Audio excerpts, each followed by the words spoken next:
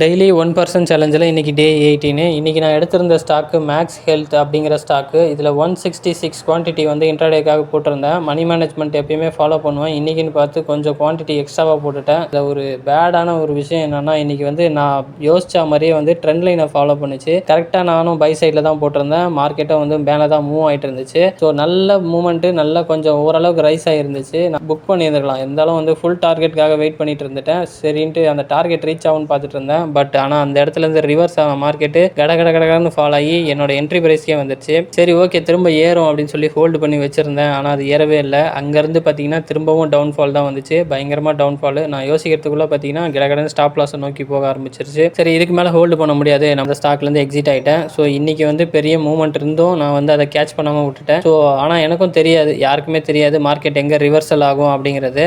So முடிஞ்ச அளவுக்கு நமக்கு வந்து கேட்ச் பண்ணுறது என்ன வருமோ அதை கேட்ச் பண்ணிவிட்டு அப்படியே ஆர்டரை க்ளோஸ் பண்ணுறது தான் பெட்டரு. ஸோ இந்த வீடியோ உங்களுக்கு பிடிச்சிருந்தால் லைக் அண்ட் ஃபாலோ பண்ணிக்கோங்க. Thank you so much.